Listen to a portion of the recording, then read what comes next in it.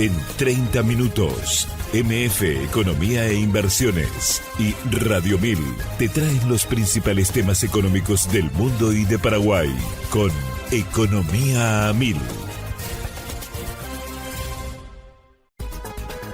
Este podcast es presentado por la Bolsa de Valores de Asunción, promoviendo los valores del mercado.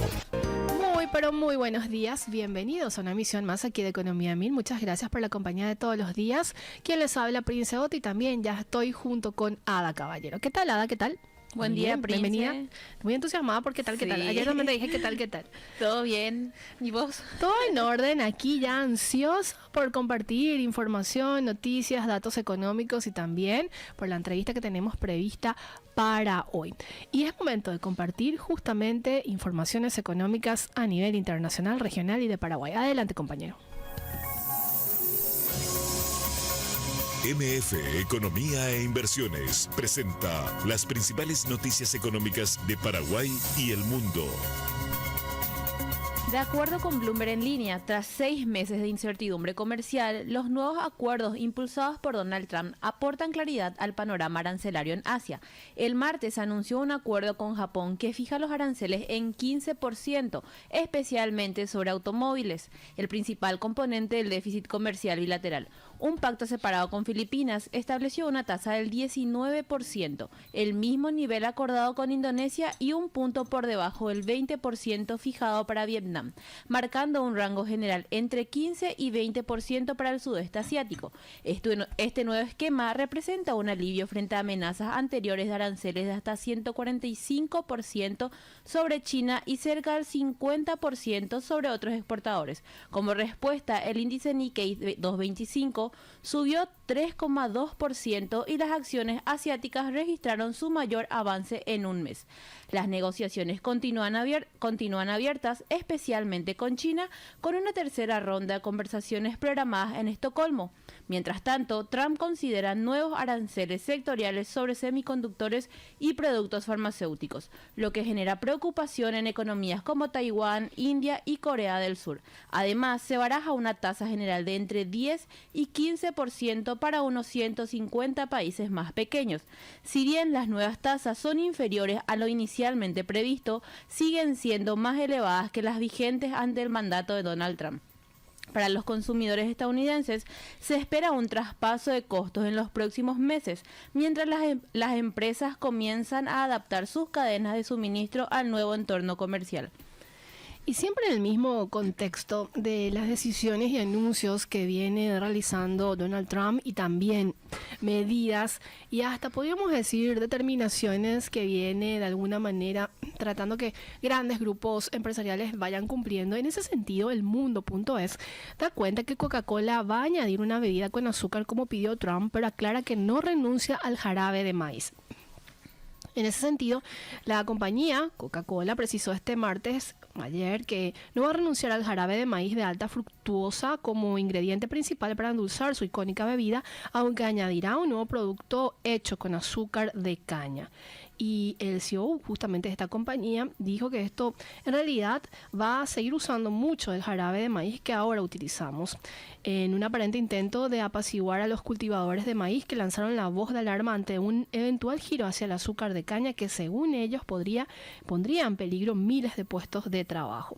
La cuestión del azúcar en la Coca-Cola fue planteada de repente por alguien totalmente ajeno a la compañía, el presidente Donald Trump, que anunció la semana pasada en su red He estado hablando con Coca-Cola sobre el uso de azúcar de caña de verdad en la Coca-Cola en Estados Unidos y han accedido a hacerlo, escribió la semana pasada. Y aunque Trump es un gran consumidor de la bebida, su preferencia es la versión diet, que no lleva azúcar ni jarabe de maíz, pero dentro de su equipo de gobierno hay un declarado enemigo del jarabe de maíz, como es el secretario de Salud, que lo considera uno de los ingredientes causantes de graves problemas en la salud de los estadounidenses. Siguiendo con el mismo tema, el mundo.es señala que el futuro Puro, producto de Coca-Cola con azúcar, representará un golpe para la compañía mexicana. La versión premium de Coca-Cola que se vende en supermercados y restaurantes mexicanos en botella clásica de cristal, hecha con azúcar y con un precio de más del doble de la lata de 33 centilitros, producida en Estados Unidos.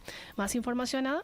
De acuerdo con Reuters, los futuros del Wall Street subieron tras el acuerdo comercial entre Estados Unidos y Japón, que redujo los aranceles sobre automóviles del 27,5% al 15% y sobre otros bienes del 25% al 15%. Los Dow avanzaron 0,45%, los del Standard & Poor's 500 subieron 0,37% y los del Nasdaq 100 aumentaron 0,15%, mientras que los futuros del índice Russell 2000 subieron 1%. El Standard & Poor's 500 alcanzó su octavo cierre récord en el mes con el Dow cerca de su máximo histórico. En contraste, el Nasdaq retrocedió presionado por caídas en Meta y Microsoft. Donald Trump anticipó negociaciones con representantes de la Unión Europea, aunque el bloque prepara contramedidas ante un posible estancamiento. Elías Haddad, estratega de Brown Brothers Harriman, señaló que las tarifas más elevadas podrían afectar el crecimiento económico de Estados Unidos y aumentar la inflación. En el plano corporativo, superó las estimaciones de ganancias trimestrales, pero sus acciones cayeron. Texas Instruments se desplomó 11% tras reportar una menor demanda de chips analógicos y advertir sobre la incertidumbre arancelaria. Más información con respecto a la producción mundial de acero. De acuerdo con investing.com, cae 5,8% en junio y la producción mundial de acero bruto registró una caída en ese porcentaje en junio, totalizando 151,4 millones de toneladas, de acuerdo con los datos publicados por la Asociación Mundial del Acero. Esta baja interanual refleja una desaceleración en la actividad industrial global y marca una contracción significativa en el sector siderúrgico. China, principal productor y consumidor de acero del mundo, redujo su producción en 9,2% respecto a junio del año pasado, alcanzando 83,2 millones de toneladas. Esta caída en la producción china tuvo un peso determinante en la disminución global, dado el rol central del país en el mercado del acero. Y más información, Ada, vamos a hablar sobre la Unión Europea. De acuerdo con Bloomberg en línea, la Unión Europea prepara represalias comerciales contra Estados Unidos en caso de que no se alcance un acuerdo antes de agosto y se apliquen nuevos aranceles. El bloque contempla imponer una tasa del 30% sobre exportaciones estadounidenses por un total de 100.000 millones de euros, aproximadamente unos 117.000 millones de dólares, igualando el gravamen que el presidente Donald Trump amenaza con aplicar a las exportaciones europeas. El paquete combinaría aranceles ya aprobados por 21.000 millones de euros con una propuesta adicional de 72.000 millones de euros, incluyendo productos como aviones de Boeing, automóviles fabricados en Estados Unidos y whisky bourbon. Los aranceles estarían listos para entrar en vigor el próximo mes si Estados Unidos concreta sus amenazas. Alemania se mostró dispuesta a respaldar la activación del instrumento contra la coerción, la herramienta comercial más potente de la Unión Europea, que permitiría una serie de represalias adicionales, como nuevos impuestos a empresas tecnológicas, restricciones a inversiones estadounidenses y limitaciones de acceso al mercado europeo. Aunque la mayoría de los países miembros prefiere agotar las negociaciones, las tensiones aumentan mientras líderes europeos continúan reuniones con socios claves en Asia. Y también, de acuerdo con Bloomberg en línea, el secretario del Tesoro de Estados Unidos confirmó que se reunirá en Estocolmo con sus homólogos chinos el lunes y martes de la próxima semana para discutir la prórroga de la tregua arancelaria entre ambas potencias, vigente hasta el 12 de agosto. Las negociaciones también podrían incluir temas como la compra de petróleo sancionado por parte de Pekín a Rusia e Irán, y la administración Trump ha moderado su postura con China en comparación con otros países a los que exige firmar acuerdos antes de fin de mes que incluyen al menos una arancel del 10% sobre sus exportaciones. Desde las últimas rondas de diálogo en Ginebra y Londres, Estados Unidos flexibilizó las restricciones a los semiconductores menos avanzados, mientras China aumentó sus exportaciones de imanes de tierras raras. Ambos países exploran una posible cumbre entre los presidentes de Estados Unidos y también de China y continúan con señales de distensión como la suspensión de una investigación antimonopolio por parte de China contra una filial de DuPont. Estados Unidos buscaría compromisos para reducir su déficit comercial, aumentar las compras chinas de productos estadounidenses y frenar el ingreso de precursores del fentanilo. Por su parte, China espera más acceso a tecnología avanzada y una flexibilización de los controles a las exportaciones. La reunión en Suecia también fue destacada por el primer ministro como relevante para el comercio global y la economía internacional. Y antes de irnos a la pausa, tenemos que compartir, como es habitual, la cifra del día, recordando que estos datos son de alguna manera extraídos como parte principal de todas las informaciones que suelen compartir con nosotros también los invitados que tenemos aquí en Economía 1000. Y hoy, ¿qué compartimos, Ada? 13% creció el sector de la construcción en lo que va de 2025, luego de varios años de caída. Este repunte también se reflejó en el empleo dentro del sector, que aumentó 6,5%, lo cual es positivo para el país. Las inversiones del sector público y privado fueron fundamentales para esta recuperación, comentó Luis Heiseke, director de Constructora Heiseke y presidente de la Cámara Paraguaya de la Industria de la Construcción. Si te interesa descubrir más detalles, podés escuchar el podcast completo en Spotify, búscalo en el perfil de Economía 1000 y mantenete al tanto de todo. Y así vamos a nuestra primera pausa y a la vuelta seguimos con más Economía 1000. Seguís escuchando Economía 1000 y Ada, oyentes, antes de seguir con las informaciones económicas y ya a la espera también de nuestro entrevistado de hoy, vamos a compartir los conceptos que yo me comprometí que íbamos a seguir obviamente desarrollando en esta semana, porque ayer, a modo de remarcar y recordar, habíamos hablado de la competencia imperfecta y dentro de esta competencia imperfecta aparecían varias figuras como lo que desarrolla ayer el monopolio. Y hablando en líneas generales, cuando decimos monopolio es una reestructura de mercado donde una sola empresa ofrece un bien o servicio sin competencia directa. En este escenario, los consumidores no tienen alternativas. Si desean adquirir ese producto, deben hacerlo exclusivamente a través de esa empresa. Para ello y por ello, el monopolista tiene poder para fijar el precio y decidir cuánto producir, buscando maximizar sus beneficios. Esto es a modo de recordar. Pero hay otras figuras dentro de la competencia imperfecta. Y en ese sentido hablamos del oligopolio, que alguna vez habrán escuchado, y es un tipo de mercado en el que pocas empresas concentran la oferta de un bien o servicio con capacidad para influir en los precios y la cantidad producida. A diferencia del monopolio, donde una sola firma domina, en el oligopolio las decisiones de una empresa afectan al resto. Por eso, cada movimiento debe considerar la posible reacción de los competidores. Un ejemplo común es el de las grandes marcas de refrescos. Si una baja sus precios, las demás suelen limitarla para no perder participación en el mercado. Y esta interdependencia estratégica hace que en algunos casos las empresas coordinen sus decisiones dando lugar a acuerdos o cárteles. Entre sus principales características se destacan, y estamos hablando siempre del oligopolio: pocos oferentes con fuerte presencia en el mercado, capacidad de influir en precios y producción, barreras de entrada que limitan la llegada de nuevos competidores, además de productos homogéneos o diferenciados según la estrategia, y la estabilidad empresarial que puede traducirse en empleos más seguros. Y cuando hablamos siempre de oligopolio, sin embargo, también presenta desventajas: precios elevados, menor incentivo a mejorar la calidad y menor competencia. Estas condiciones, si no se regulan adecuadamente, pueden perjudicar al consumidor, ya sea por pagar más o recibir un producto inferior. Tenemos monopolio, oligopolio y también hay otro concepto, la competencia monopolística. ¿A qué nos referimos cuando hablamos de este concepto? Es una forma de competencia imperfecta en la que participan muchas empresas, cada una con cierto poder para fijar sus precios. Este poder proviene de la diferenciación del producto. Aunque los bienes o servicios sean similares, no son idénticos. Las empresas se distinguen por aspectos como la calidad, la atención al cliente, la marca o la ubicación. A diferencia de la competencia perfecta, donde todos ofrecen lo mismo y aceptan el precio del mercado, en este modelo modelo, cada empresa puede influir en el precio de su producto. Sin embargo, también se diferencia del monopolio porque hay libertad de entrada y salida en el mercado. Cuando estamos hablando de la competencia monopolística, en el corto plazo, las empresas pueden obtener beneficios debido a la diferenciación, pero a largo plazo, si esas ganancias son atractivas, ingresarán nuevas empresas y aumentará la competencia. Esto reducirá los beneficios y limitará el poder de mercado de cada firma. Por eso, en equilibrio a largo plazo, los beneficios tienden a ser cero. En resumen, la competencia monopolística combina elementos del monopolio y de la competencia perfecta y es común en sectores como la gastronomía, el comercio minorista o los servicios, donde cada empresa busca destacar sin dejar de enfrentar múltiples competidores. Y otro concepto más antes de seguir compartiendo información económica.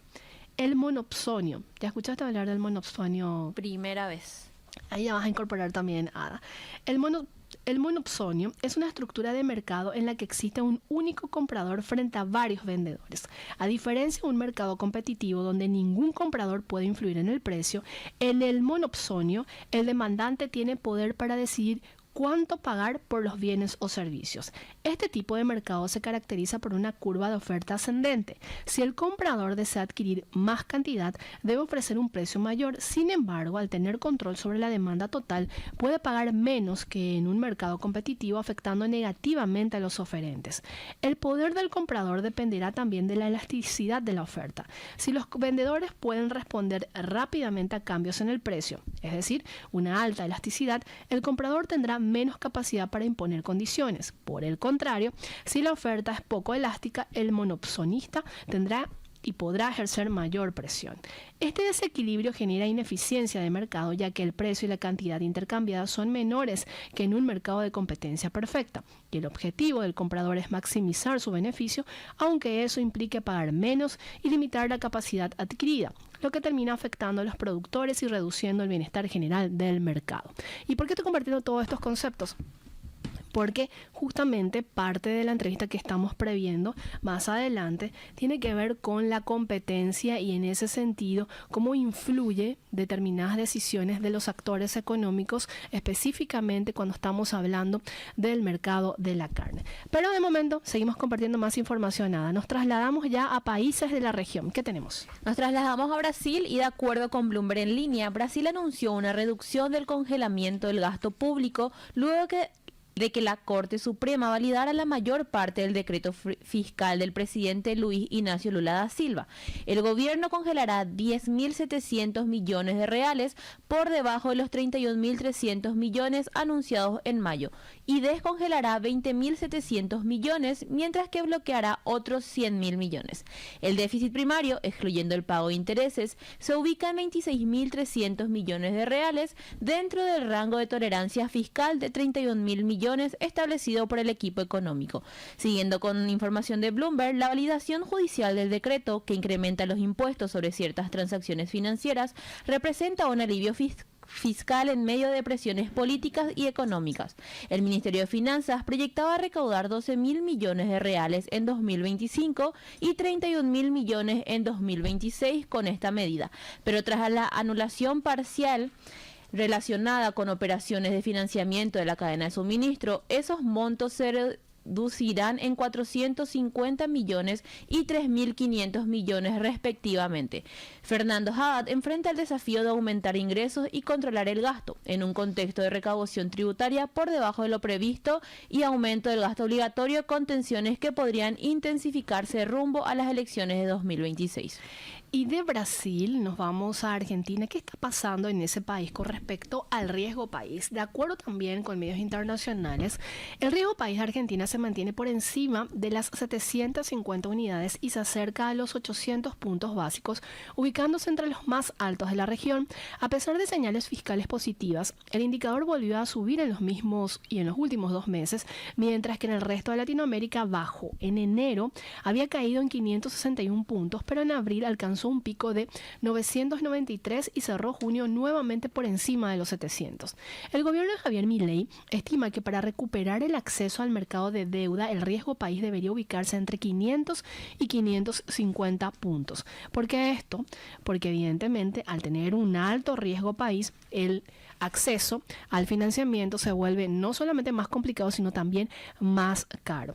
Y entre los factores que explican esta persistencia se encuentran la baja acumulación de reservas, la incertidumbre electoral y la falta de mayorías parlamentarias. Además, los inversores esperan los resultados de las elecciones de septiembre y octubre para proyectar el rumbo económico. En el primer semestre, el promedio regional del riesgo país cayó de 425 a 401 puntos, mientras que Argentina, detrás de Bolivia, 1.454 y Ecuador 822, sigue sin lograr catalizadores que impulsen una baja sostenida, incluso tras el reciente pago de bonos en dólares y la caída del bono AL30, que acumuló una pérdida de 9,44% en 3 meses. Seguimos con más información de Argentina. ¿Ada? Así mismo, y de acuerdo con Clarín, pese a no alcanzar la meta de acumulación de reservas netas, el Fondo Monetario Internacional desembolsará 2.100 millones de dólares a Argentina la próxima semana, tras la reunión del directorio prevista para el jueves 31 de julio. El país había asumido el compromiso de sumar 4.400 millones de dólares en reservas para junio, pero no logró cumplirlo, por lo que deberá solicitar una dispensa. La postergación de la revisión y la flexibilización de ciertas políticas, como el abandono del objetivo de mantener el dólar en 1.000 pesos, permitieron retomar la compra de divisas mediante emisión de deuda y menores controles de capital. Las consultoras del mercado estiman un faltante importante debido a la menor entrada de dólares del agro y el pago de 4.300 millones a bonistas. Además, el Fondo Monetario Internacional publicó recientemente un informe que advierte sobre la posición externa más débil, un déficit de cuenta corriente estimado en 2% del Producto Interno Bruto, muy por encima del 0,4% previsto, y un tipo de cambio real más apreciado. A pesar de estas advertencias y del contexto electoral, no se esperan modificaciones sustanciales en el programa vigente. La fiscalización del acuerdo coincide con la salida de Rodrigo Valdés de cargos cables dentro del fondo. ¿Seguimos con noticias? Sí, yo me trasladado a Uruguay porque esta era justamente información antes de pasar a justamente esta noticia del Big Mac. En Uruguay, el presidente de ese país, Yamandu Orsi, y el presidente del gobierno español, Pedro Sánchez, que por cierto visitó Paraguay y está de visita, firmaron 6 acuerdos centrados en sostenibilidad, igualdad de género, cultura y lucha contra el crimen organizado. Ambos mandatarios destacaron la importancia de fortalecer las relaciones económicas y políticas entre los países, con énfasis en reglas claras y mercados abiertos, y reafirmaron su compromiso con la firma del acuerdo Mercosur-Unión Europea. Durante la conferencia de prensa conjunta, Orsi valoró la relación histórica entre Uruguay y España, mientras que Sánchez elogió la institucionalidad y la democracia uruguaya como factores claves para el entorno empresarial. Ambos mandatarios coincidieron en que el acuerdo entre el bloque regional y el europeo debe cerrarse lo antes posible como una señal de apertura y cooperación en un escenario global marcado por tensiones y un aislamiento. A la vuelta del corte vamos a compartir de este indicador tan interesante y tan importante del Big Mac, que permite de alguna manera medir cómo va la economía, haciendo una suerte de comparación con una hamburguesa muy conocida y que permite dimensionar justamente cómo está la dinámica de las diferentes economías más representativas del mundo. Vamos a una pausa y de la vuelta seguimos con más Economía Mil. Seguís escuchando Economía Mil, muchas gracias por la compañía, y desde producción ya me confirman que está en línea Ricardo Gavilán, él es director de investigación de la Comisión Nacional de la Competencia. ¿Cómo estamos, Ricardo? ¿Qué tal? Bienvenido, muchas gracias por atendernos. Muy buenos días para ustedes, encantado de compartir este espacio, un respetuoso saludo a la audiencia. Ricardo, vamos a exprimirte al máximo en este tiempo que nos queda de Economía a Mil, sobre todo para entender un poco ¿Cuál es la intervención que tiene la CONACON en este escenario que se suscita desde hace varios meses y sobre todo desde las últimas semanas con respecto a los precios que están teniendo los cortes de carne y las críticas también que vienen desde el sector, sobre todo ganadero productor, con respecto al precio alto que se está teniendo, sobre todo en los supermercados y bueno, en los centros donde es de acceso para el consumidor? ¿Cómo lo están viendo ustedes de la CONACON? ¿Hay una intervención establecida? ¿Qué es lo que se necesita en ese sentido para tener justamente una participación en lo que está pasando en el mercado, Ricardo? Bueno, en realidad para entender lo que está sucediendo con la cuestión que tiene que ver con los precios de la carne, yo creo que esta situación debería dividirse en dos partes.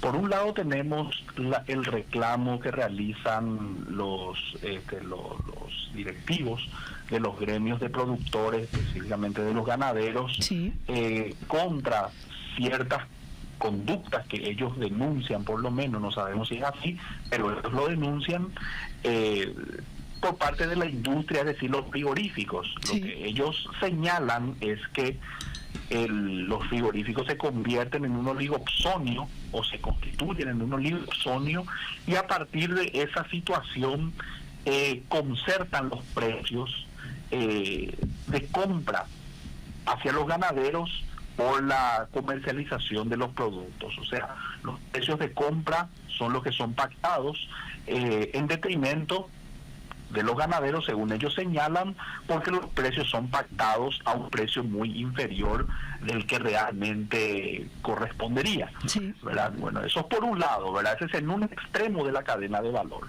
Y por el otro lado teníamos lo que señalás, que el precio de la carne aumentó, que es aquel precio que nosotros los consumidores pagamos por el producto en las góndolas de los supermercados y en otros centros de comercialización. Yo creo que hay que hacer la puntualización en ese sentido, de que una cosa no tiene absolutamente nada que ver con la otra. ¿Por qué, Ricardo? Porque el reclamo que hacen los ganaderos es un problema entre ellos y la industria. O sea, vamos a suponer que la CONACON investigue y sancione esa cartelización que ellos denuncian contra los frigoríficos, que la CONACON sancione a los frigoríficos por la concertación de precios a la baja en perjuicio de los ganaderos. Eso va a tener como consecuencia que los ganaderos posiblemente van a cobrar mejor por el precio de su carne, pero eso absolutamente no tiene nada que ver, no impacta y no redunda en el precio que nosotros pagamos como consumidores en las góndolas de los supermercados, porque son extremos muy diferentes de la cadena de valor. Entonces, si vamos a seguir una lógica económica muy sencilla, en el supuesto de que los ganaderos le vendan más caro por la carne a los frigoríficos estarían aumentando sus costos operativos porque estarían pagando más caro por la carne. Por lo tanto, para recuperar sus costos operativos, ellos van a tener que vender más caro a los supermercados y por ende los supermercados, para recuperar otra vez el costo, van a tener que vendernos todavía más caro a nosotros los consumidores. Por eso es que decimos nosotros que son extremos diferentes de la cadena de valor y una cosa no tiene absolutamente nada que ver con la otra. Sí entendemos que el reclamo de los directivos de la Asociación Rural del Paraguay tiene que ver, como decía, con los precios por los que se manifiestan y que se expresan en esos valores de compra que hacen los frigoríficos con relación a sus productos. Entonces, entiendo yo que existe una media verdad o una mala información. No sé si adrede, no sé tampoco si con o sin intención, pero lo que yo creo que merece entender la ciudadanía es, por la lógica que estoy explicando, que una cosa no tiene nada que ver con la otra. Ricardo, clarísima tu explicación. Y considerando estos dos escenarios, el primer escenario y tanto el segundo, ¿hay una denuncia hecha tanto por el sector de los productores ganaderos con respecto a esto y también por el lado de los consumidores, por decirlo de alguna manera, o no hay nada concreto en ese sentido? ¿Y qué hace la CONACON ante esto? ¿Puede actuar de oficio o no? Bueno, realmente ante la consulta muy puntual formulada, es que la CONACON puede actuar de oficio, sí, puede actuar de oficio. Ahora, la situación que se da específicamente en el primer escenario, que es el escenario de los productores, hay que señalar una cuestión que me parece a mí muy importante que la ciudadanía lo sepa. Adelante. A través de ustedes, los compañeros de la prensa. Cuando esta misma denuncia que realiza el señor Prieto, el presidente de la Rural, en ocasión de la inauguración de la Expo el año pasado, donde él ya explicaba esta situación y denunciaba y exigía que la CONACON intervenga de oficio, yo personalmente, junto con el equipo del Departamento de Prácticas Restrictivas de la Dirección de Investigación, yo les pedí una reunión y yo personalmente fui a visitarles a ellos en la sede de la ART y mantuve una reunión con la comisión directiva. Ni siquiera les llamé y les dije, vengan ustedes aquí a mi oficina. Yo me fui a visitarle a ellos y les expliqué. Ellos me explicaron, por supuesto, la situación y posteriormente me preguntaron qué la CONACON podía hacer con ellos, podía hacer a favor de ellos. En esa oportunidad yo les manifesté que lo que necesita la CONACON, específicamente la Dirección de Investigación, es una colaboración activa de ellos como denunciantes. Entiéndase, Ricardo, información, datos que soliciten. Por supuesto, porque, a ver, ellos lo que denuncian es la existencia de un acuerdo anticompetitivo. El oligopsonio es lo que ellos denuncian, una concentración de mercado. La concentración de mercado, en este caso un oligopsonio, es una condición de mercado y per se no es una infracción a la ley de competencia. Lo que sería una infracción a la ley de competencia es que ellos, a partir de ese oligopsonio, se reúnan y concerten o pacten los precios de compra o de venta. Eso sí está prohibido por la ley de competencia en su artículo 8. Eso es lo que puede investigar la CONACON. Y eventualmente, en el caso de que encuentre elementos suficientes para decir aquí existió un cártel de... Hola. Hola. ¿Podemos volver a intentar la llamada con Ricardo Gavilán, director de investigación de la Comisión Nacional de la Competencia, quien nos está explicando lo que realmente ven desde la Comisión Nacional de la Competencia en estos dos escenarios, muy, muy claramente explicado por Ricardo Gavilán, en el sentido de que hay un cuestionamiento por parte del sector productor ganadero que está totalmente en contraposición a lo que pasa en el otro extremo y en donde la intervención de la CONACON tiene también ciertas limitaciones, en el sentido de que debe hacerse bajo una denuncia o puede hacerlo bajo un acto de oficio, pero para ello también se necesita la colaboración de todos los sectores. Seguimos contigo, Ricardo Gavilán. Atentos, se cortó la llamada, pero seguimos aquí en línea. ¿Cómo estás? No, aquí estamos de vuelta. Súper. Muchas gracias. No, decía que yo le pedía a la Rural, le decía, bueno, a ver, ¿qué necesito de ustedes? Una denuncia, una participación colaborativa activa en el proceso investigativo, que me traigan información, información a la que yo no pueda acceder, porque ellos dicen, nosotros tenemos pruebas de que eso está ocurriendo. Entonces yo les dije, perfecto, tráigame esas pruebas para que yo pueda actuar, porque el director de investigación, para que la gente lo entienda, no es otra cosa que un fiscal de competencia. Entonces el fiscal necesita pruebas para poder sustentar una acusación que pueda terminar en una sanción. Entonces, eso es lo que yo le reclamé a la Rural, y me dicen, te vamos a presentar todo y queremos saber qué vos podés hacer por nosotros. Yo le dije, institucionalmente, yo me comprometo con ustedes, así como en todos los casos que lleva adelante mi dirección, que nosotros vamos a investigar de manera seria, responsable, escrupulosa, y vamos a llegar hasta el final. Y si tenemos elementos, se va a formular acusación y se va a procurar la sanción de estas empresas. Eso es lo que yo les puedo ofrecer. Pasaron los meses, llegamos a diciembre, jamás llegó ni la denuncia ni la información. Entonces, de vuelta, en el mes de diciembre suben los precios, lo que genera, por supuesto, el descontento de la ciudadanía y reflota el problema. Sí. Entonces,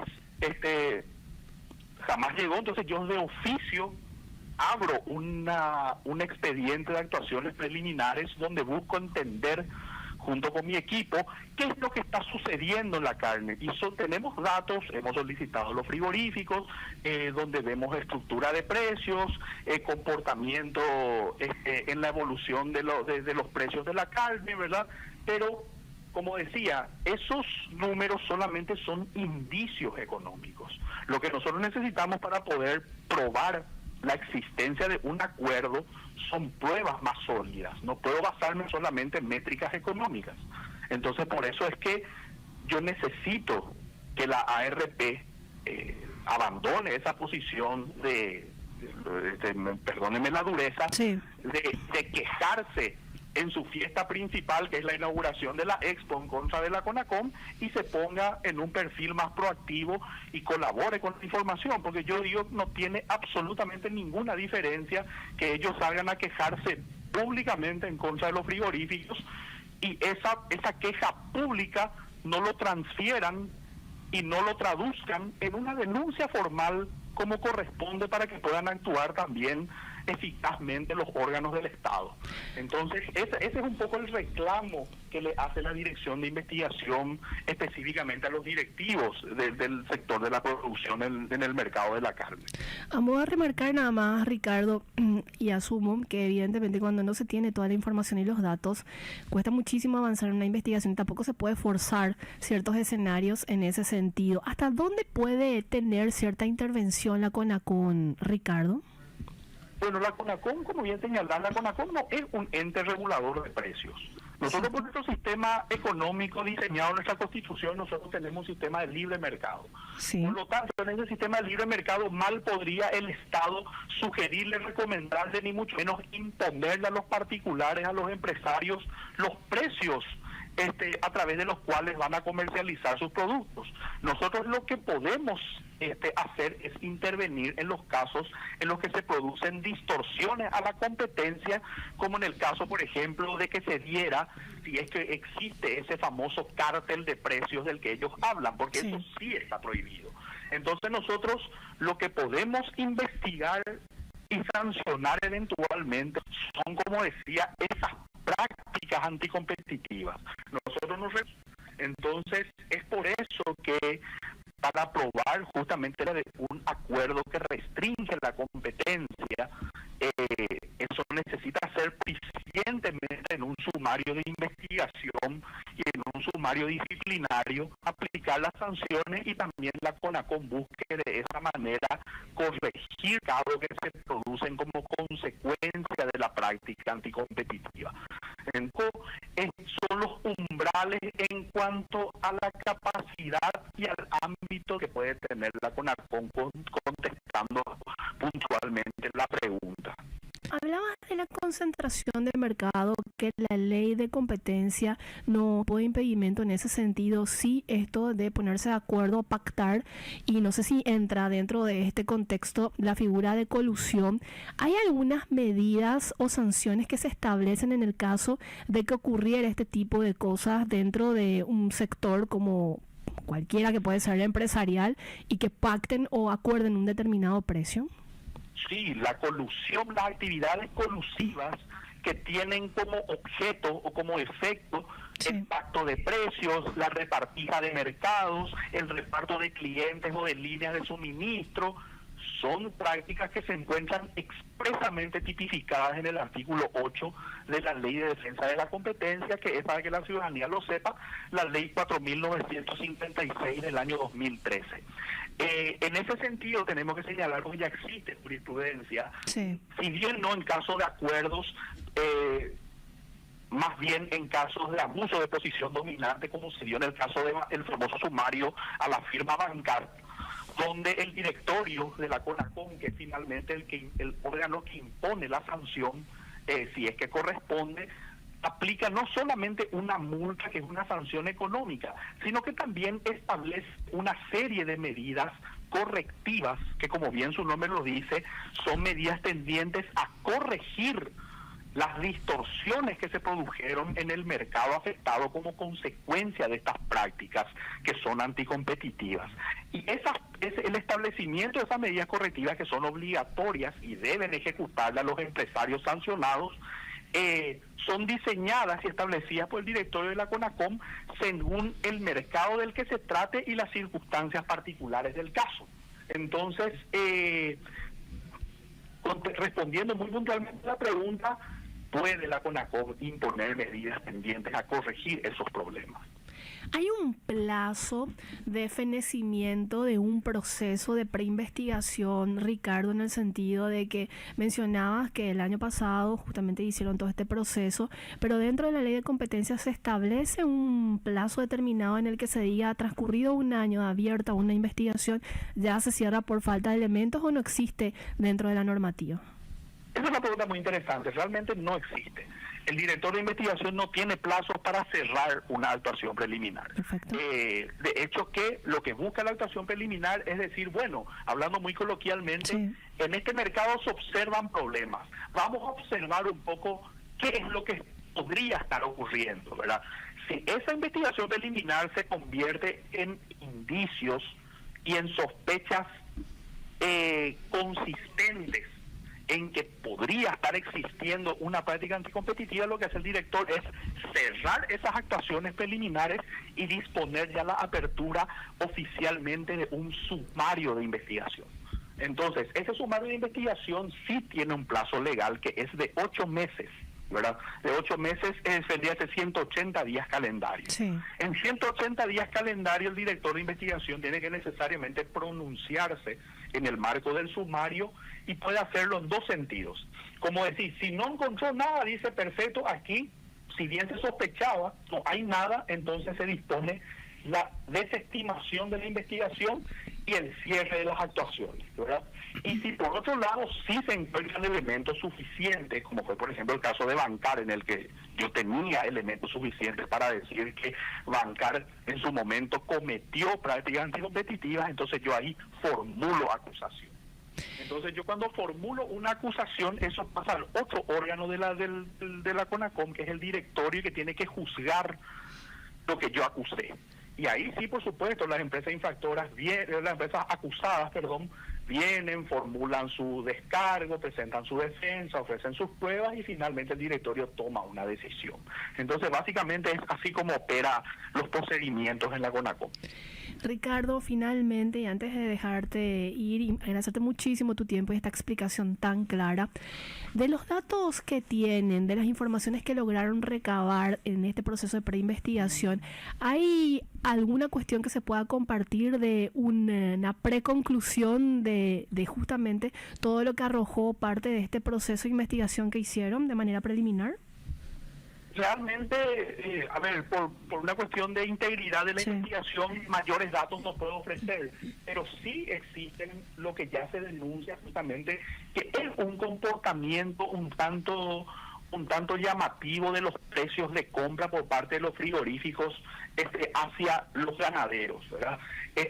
Solo que, como señalábamos hace un segundo, para que yo pueda traducir esa actuación preliminar en un sumario de investigación oficialmente, realmente necesitamos datos más contundentes, no que prueben un comportamiento llamativo de los precios, sino la existencia propia del acuerdo de los frigoríficos en contra de los productores, que en este caso son los ganaderos. Se necesitan pruebas. Realmente hay que señalar, en homenaje a la consulta, que probar un acuerdo anticompetitivo es uno de los desafíos más importantes y una de las actividades más desafiantes de toda autoridad de competencia, no solamente en el Paraguay, sino en el mundo, dado el carácter secreto que tienen los acuerdos anticompetitivos. Entonces nosotros tenemos que tener pruebas más sólidas, tenemos que tener...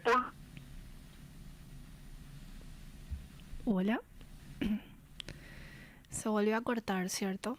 Podemos hacer un último intento, Mirna, por favor, porque me quedo pendiente de todo lo que también estaba mencionando Ricardo, consultarle sobre cuántos frigoríficos tienen ellos en registro en este proceso de investigación y en el momento también de determinar si existe concentración de mercado, a cuántos aglutina o cuánto de la torta pertenece justamente a estos frigoríficos. Lo importante dentro también de toda esta entrevista que estuvimos teniendo con Ricardo Gavilán de la CONACOM es el proceso de intervención que tiene justamente esta entidad tratando de buscar que el mercado funcione de la mejor manera de oferta y demanda. Así que ahí me dicen desde producción que está final. Nuestro último intento, Ricardo, antes de finalizar, ¿me copias bien? Sí, perfectamente. No nos quiere para el teléfono. Parece que no, tenemos que tener aquí en piso. Ricardo, te escuchamos atentamente. No, estaba diciendo que justamente por esos motivos es que nosotros necesitaríamos una denuncia con los elementos probatorios que ellos dicen tener y con los que dicen contar. Sí. Y una participación, como decía, colaborativa, activa, para que nosotros podamos tener un sumario con éxito. Porque yo podría ser muy irresponsable y abrir un sumario de investigación solamente con estos números económicos que tengo, claro, ¿verdad? Y eso, si yo no tengo pruebas suficientes, va a transcurrir el plazo que te estaba comentando hace un momento y finalmente voy a... Se cortó nuevamente. Tranquila. Ya vamos cerrando el programa, así que pedirle mil disculpas a Ricardo y agradecerle muchísimo su tiempo. Ricardo Gavilán, director de investigación de la CONACOM, y bueno, va a quedar pendiente esta pregunta y otras que también se suscitan alrededor de esta entrevista y sobre este tema, sobre todo, ¿existe o no existe colusión cuando estamos hablando del mercado de la carne y sobre todo y específicamente en el precio? Y Ada, seguimos compartiendo más información antes de terminar el programa, que creo que ahí Mirna, la productora, está tratando de comunicarse nuevamente con Ricardo y pedimos mil disculpas también a la audiencia. Nunca tenemos el poder definitivo sobre la tecnología y la comunicación, así que es parte también de lo que hacemos aquí en el programa en forma de ir de manera directa. Y yo decía que había otro indicador muy... Para despedirle... Ya le despediste, ok, gracias. Yo igual después me comunico con Ricardo, muchísimas gracias. Tenemos que compartir esta noticia tan importante que yo decía antes del corte sobre el índice del Big Mac. Y de acuerdo con Bloomberg, el índice de julio de 2025 muestra que la mayoría de las monedas latinoamericanas están sobrevaluadas frente al dólar al ajustarse por PIB per cápita. Uruguay lidera con una sobrevaluación del 72% al costar un Big Mac $7,79, un 29,6% más que en Estados Unidos, que es $6,01, cuando el precio esperado por nivel de ingreso debería ser 24,6% menor. Le siguen Colombia, Costa Rica, México, Argentina. En cambio, solo Brasil y Guatemala presentan monedas subvaluadas, aunque a niveles moderados. La apreciación de las monedas latinoamericanas responde a la debilidad del dólar, que acumula una caída cercana al 10% en 2025 en un contexto de incertidumbre sobre la política de la Reserva Federal. Esta tendencia podría beneficiar a países con monedas subvaluadas como Brasil y Chile en sectores exportadores. Sin embargo, se advierte que un fortalecimiento sin respaldo en productividad puede afectar a la competitividad y el crecimiento regional. Y vamos a información nacional, Ada, así que antes de terminar, Economía Mir, ¿qué tenemos? De acuerdo con ABC, la Agencia Financiera de Desarrollo relanzó una línea de financiamiento de $10 millones destinada a inversiones verdes en Paraguay, incluyendo eficiencia energética, generación renovable, uso eficiente del agua, electromovilidad, economía circular y maquinaria agrícola sostenible. En un evento en el Centro de Eventos del Paseo de la Galería, Isaac Godoy, miembro del directorio de la AFD, destacó la simplificación de requisitos, el trabajo conjunto con instituciones financieras intermediarias y una respuesta ágil como pilares del producto.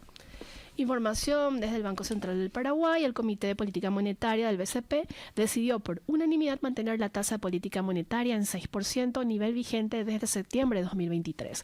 Esta decisión responde al menor riesgo inflacionario, con indicadores locales que muestran una actividad económica positiva y expectativas de inflación alineadas al rango meta del BCP. Y también invitarles a compartir y a leer los artículos que realiza de manera periódica la consultora AMF Economía e Inversiones. Y así nos vamos despidiendo, que tengan un excelente día. Este podcast es presentado por la Bolsa de Valores de Asunción, promoviendo los valores del mercado.